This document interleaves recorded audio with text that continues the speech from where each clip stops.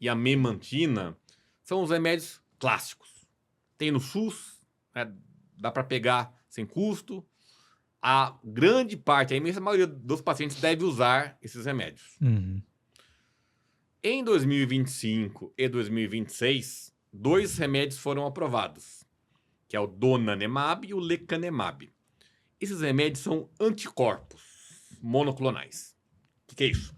Você está assistindo a um corte do Conversaria Podcast. Dê o like, dê o hype e se inscreva no nosso canal. E além disso, a gente tá com uma parceria com o Léo Knorr, que inclusive é o nosso personal. A gente tem um link na descrição que é um forms para você preencher e participar da consultoria dele. Ele vai te dar uma prescrição de treinos personalizados. Além disso, ele vai te dar sugestões de alimentos que você pode utilizar para te auxiliar nesse processo de emagrecimento. Então corre no link da descrição e preenche o forms agora mesmo. Assim, eu lembro da época do meu avô que os medicamentos, assim, eram muito pra tentar dar uma diminuída na evolução. Sim. E era até engraçado, às vezes, porque parecia que meu avô voltava a ser lúdico meio que do dia pra noite, né?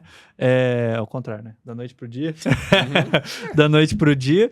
E, assim, tomava medicação, voltava a lembrar o nome dos filhos, voltava a lembrar dos netos. Qual que é a diferença desse, né, donanemab, né? para essas outras medicações antigas? Então, aqui também já começar a ficar muito técnico, vocês me avisam. Tá, aqui, não, vamos lá. Na doença de Alzheimer, tem uma proteína que chama tau. Essa proteína ela acumula no cérebro na região que produz um neurotransmissor, que chama acetilcolina. Uhum. Acetilcolina é fundamental para a memória e para a atenção. Então a doença vai lá, estraga a fábrica que produz acetilcolina. Então não tem fábrica, não entrega. O que um dos remédios faz? Né? Uma classe, que é o donepezila, rivastigmina e a galantamina. 3 opções. Uhum. Conseguem aumentar a acetilcolina no cérebro, impedindo a degradação. Uhum. Então a pessoa ela tem um aumento da acetilcolina. Isso causa um benefício sintomático, a pessoa melhora um pouquinho Uhum. e alentece a progressão. Sim. Tá? Esse remédio é disponível no SUS, todos os 3, e aprovado para todas as fases da demência, desde a demência leve. O que é demência? Tá? Demência é uma palavra que dói o ouvido às vezes, né? Eu tento evitar isso, né? Mas, por outro lado, eu penso que às vezes, assim, falar sobre demência abertamente, não ter tabus, não ter preconceito com o nome demência, talvez seja uma forma de a gente amenizar isso. Então, demência é uma doença, uma síndrome clínica, que a pessoa tem declínio cognitivo, mudança de comportamento, e a soma dessas duas coisas faz a pessoa perder a funcionalidade. Isso é demência. Uhum. Qual que é a principal causa de demência? Doença de Alzheimer. Então, demência e doença de Alzheimer não é exatamente a mesma coisa, mas a doença de Alzheimer causa demência. Uhum. Demência pode ser leve. Demência leve, a pessoa tem perda funcional para coisas complexas, tipo lidar com finanças, trabalhar, planejar um jantar, mas consegue escolher roupa, se vestir, tomar banho, fazer tudo sozinho. Então, nessa fase, que muitas vezes não é feito o diagnóstico, porque as pessoas não reconhecem como uma doença, esses remédios alentecem a progressão. Uhum. Na fase moderada da doença, o que é fase moderada? É quando já começa a ter dificuldade de escolher roupa. Usa todo dia a mesma roupa. Né? Usou a roupa, vai lá põe no cestinho, já põe a mesma roupa no dia seguinte. Ou começa a usar roupa ao contrário, roupa suja, assim, começa a mudar, né? Essa coisa do cuidado pessoal de roupa. A partir dessa fase, tem um outro remédio que chama memantina. O que a memantina faz? Quando o neurônio está sofrendo, ele passa a disparar muito, para que o impulso chegue no outro neurônio. Uhum. Só que disparar muito faz mal. Então, esse memantina consegue amenizar o disparo excessivo dos neurônios. Então, o que ele faz? Alentece a progressão a partir da fase moderada. Tá? Tem muitas vezes um efeito assim mais ativador, assim, né? Para quando a pessoa está mais apática, mais parada, também tem um efeito sintomático. Esses remédios, né? Os da acetilcolina e a memantina, são os remédios clássicos. Tem no SUS, né? Dá para pegar sem custo. a grande parte, a imensa maioria dos pacientes deve usar esses remédios. Uhum. Em 2025 e 2026, 2 remédios foram aprovados, que é o donanemab e o lecanemab. Esses remédios são anticorpos monoclonais. O que é isso? Anticorpo é uma proteína que se liga a um alvo e causa uma reação inflamatória. Isso é um anticorpo. Monoclonal é o clone de um anticorpo. Você vai lá, acha um anticorpo, olha, esse anticorpo se liga no alvo. Ah, que legal, vou clonar ele. Você clona milhares de anticorpos. Esse anticorpo, ele se liga na proteína amiloide, que é uma das proteínas que causa a doença de Alzheimer. Uhum. Vai lá, se liga, então você faz uma infusão, um soro na veia. Esse anticorpo vai lá, se liga, a célula de defesa do seu cérebro pega e limpa esse amiloide. Tira o amiloide do seu cérebro. Uhum. Então, se a gente pensar que a gente está conseguindo tirar uma proteína que acumula no cérebro das pessoas, isso é muito legal. Uhum. Isso é incrível, na verdade. É um avanço tecnológico. Fábio, então por que está longe da cura? Porque a proteína amiloide começou a acumular 15 anos antes da doença. E não é ela que diretamente causa o problema de memória. O amiloide, ela induz uma segunda proteína, que chama tau. Que essa proteína está dentro do neurônio, que é difícil, a amiloide está fora, Uhum. e ela que destrói o neurônio, ela que impacta a função. Então, quando a proteína tau ela começou a acumular, é como se fosse um vírus. Ela passa de um neurônio para outro, para 2, para 4, para 8, vai se espalhando. Uhum.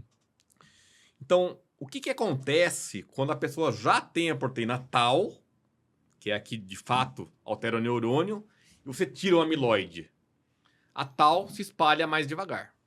E é isso.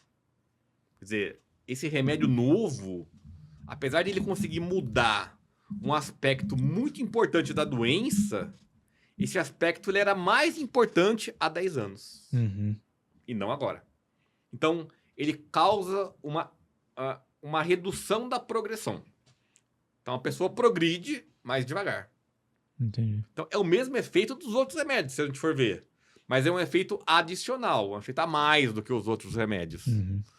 E aí, ele tem algumas questões. É um soro que você faz na veia, são infusões mensais ou quinzenais por até 18 meses. Quando você faz uma inflamação no cérebro, né, a analogia que eu uso é essa, olha, às vezes você quer pôr fogo no pasto para limpar o pasto. Uhum. Bate um vento, queima a floresta que está do lado, né? Sim. Então aqui é a mesma coisa. Você quer causar uma inflamação para tirar o amiloide. Mas muitas vezes essa inflamação sai do controle. E você tem efeitos colaterais inflamatórios. Ou um microsangramento, ou um edema no cérebro. Nossa. O que é ruim. Já vem um AVCzinho.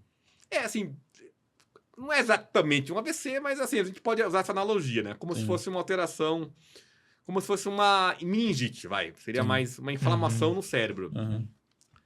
Isso é frequente nesses remédios, mas a grande parte das vezes isso é assintomático. Uhum. Você só percebe vendo a imagem. Mas isso pode ser sintomático e pode ser grave. Então é um remédio que ele tem um efeito modesto de alentecer a progressão e a possibilidade de um efeito colateral que na grande parte das vezes é assintomático, é só na imagem, mas pode ser grave, tá? Mais ou menos 1,5% tem sintomas colaterais graves dessa inflamação. Ele ainda é caro, é muito caro. Né? Infelizmente, esse remédio ainda não está no SUS, nem na ANS, então a grande parte dos convênios ainda não cobre isso. E isso é um remédio que é para poucas pessoas pelo custo. Uhum. Né? Então, fica um custo mensal de em torno de 20 a 24 mil reais Caraca, por mês. nossa, é Coisa coisa, hein? leve, Cara. coisa leve. Então, claro que a gente espera que isso mude, que o SUS Uhum. consiga aderir, né, consiga se inserir esses remédios, que os planos de saúde passem a cobrir. Essa é uma luta, né? Uma luta que eu Sim. acho que por pior que seja, assim, tem várias pessoas que acham que esses remédios não valem a pena, que esses remédios não são bons, mas eu acho que a gente ter opções e avaliar individualmente, olha, para você, vale a pena? Eu- E ser uma decisão compartilhada entre médico e paciente, médico e família, é uma coisa justa. Uhum. Eu tenho feito isso. Olha, eu mostro os dados, mostro o efeito positivo, efeito negativo, e a gente decide, né, em conjunto, né? Porque eu acho que essas drogas mais específicas para fisiopatologia, para proteína, para alteração que acontece no cérebro, acho que é o futuro, né? Várias doenças estão sendo mudadas Uhum. por tratamentos que são específicos para o que acontece lá no cérebro, ou em cada doença. Sim. Então, esse é um futuro que a gente não vai fugir muito disso, assim, na minha opinião. Não vai ter uma bala de prata, né? Que é como a gente gostaria que tivesse, né? Resolve logo, acaba, né? E aí, vem o ponto, né? Se a proteína amiloide, ela foi importante no passado, quando a pessoa não tinha sintoma, será que se a gente tratar a pessoa numa fase assintomática não vai ser muito maior o efeito? Uhum. Essa é uma grande aposta. Então, tem alguns estudos avaliando isso atualmente. Ah, legal. Então, muito provavelmente, daqui 5 anos, esse podcast vai estar desatualizado. Fala, não, o Fábio tinha opinião muito errada. Ele falava para não pesquisar em pessoas assintomáticas. Porque se esses remédios funcionarem, talvez a gente mude os conceitos. Uhum. E aí, né, vai ser muito bom para quem tem mais ou menos a nossa idade, né? Sim. Porque a gente vai conseguir aproveitar esses benefícios tecnológicos. Lá pra frente. né? Você vai conseguir tratar a doença antes de ter o sintoma cognitivo, antes de ter a perda da memória. E tomara que fique desatualizado mesmo, né? Tomara, Porque daí com significa certeza. que a ciência evoluiu mais Evoluiu. ainda e é benéfico para quem tem a doença ou quem vai descobrir, né? Eu acho que vai até mudar a forma que a gente... Por exemplo, hoje existe a prevenção de para exame de próstata. Provavelmente vai entrar, às vezes, em um exame de rotina, fazer isso, E né? eu falo uma coisa assim, né? A gente gosta de suavizar as coisas, né? Porque, na verdade, Bruno, se você pensar, não é a prevenção, é a identificação precoce. Aham. Porque você Já tá acontecendo, tá né? acontecendo, você só verdade. quer pegar no começo, né? É que é muito ruim, né, se eu fizer uma campanha para, olha, identifique precocemente o seu câncer de próstata.